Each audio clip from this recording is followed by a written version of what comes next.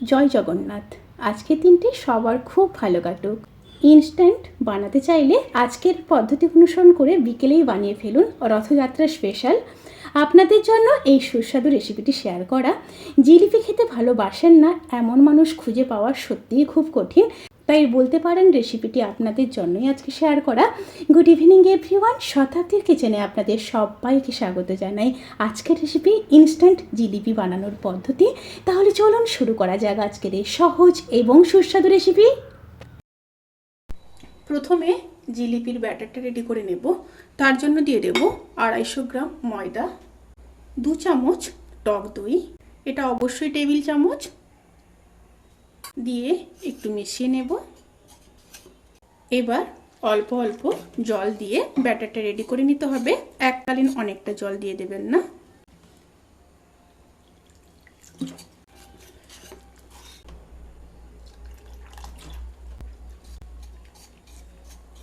Batter ready হয়ে গেছে।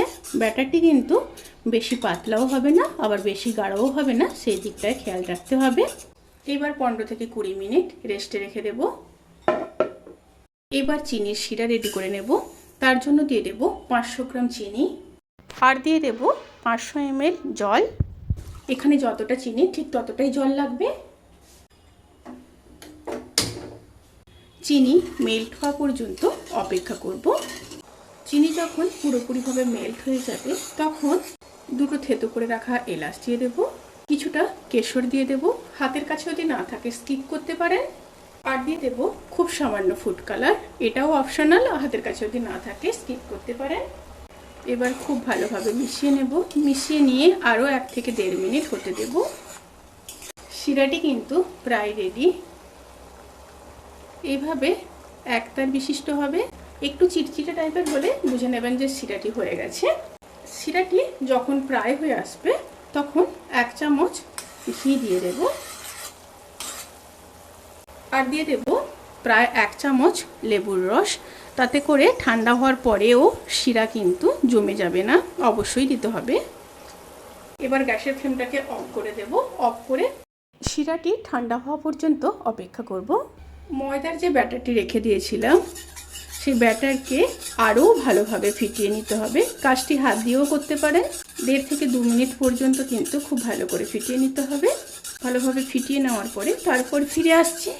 খুব ভালোভাবে ফেটানো হয়ে গেছে। এবার খুব সামান্য ফুড কালার দিয়ে দেব, এটা অপশনাল, চাইলে স্কিপ করতে পারেন।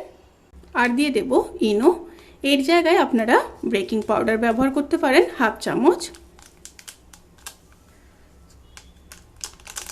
আবারও খুব ভালোভাবে মিশিয়ে নেব। ইনোটা দিয়ে দিলে কিন্তু চটজলদি ফার্মেন্টেশনটা হয়ে যায়। ইনো কিন্তু দেওয়ার পরপরই জিলিপি ভেজে নিতে হবে। ব্যাটারটির ঘনত্ব এরকম থাকবে। এবার প্যানের মধ্যে সাদা তেল দিয়ে দেব।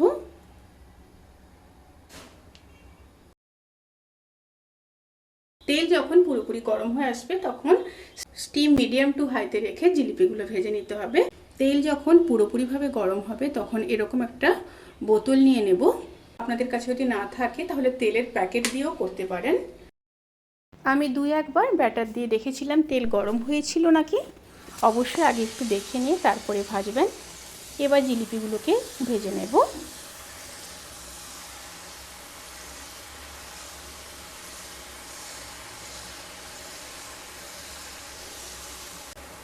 দুটো সাইড খুব ভালো করে ভেজে নিতে হবে। একটা সাইড হয়ে গেলে এবার উল্টে দেব।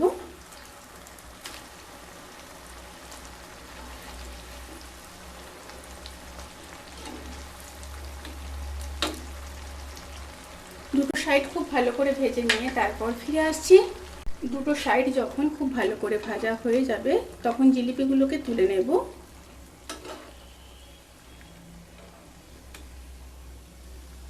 তুলে নিয়ে ডাইরেক্ট রসের মধ্যে দিয়ে দেব।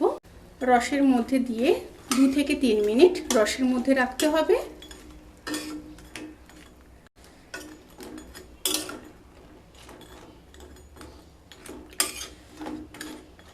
2 থেকে 3 মিনিট পর ফিরে আসছি।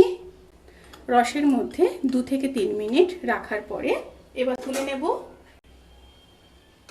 এইভাবে বানালে জিলিপিগুলো কিন্তু অনেকক্ষণ পর্যন্ত মুচমুচে থাকবে। অবশ্যই আমি যেই পদ্ধতি দেখালাম সেই পদ্ধতিতে বানানোর চেষ্টা করবেন। এইভাবে আমি সমস্ত জিলিপিগুলো ভেজে নেব। রেসিপিটি কেমন লাগলো প্লিজ কমেন্ট করে জানাতে কিন্তু ভুলবেন না। যদি ভালো লেগে থাকে তাহলে সাবস্ক্রাইব করে পাশে থাকা বেল আইকন প্রেস করে নোটিফিকেশান অল করে রাখবেন।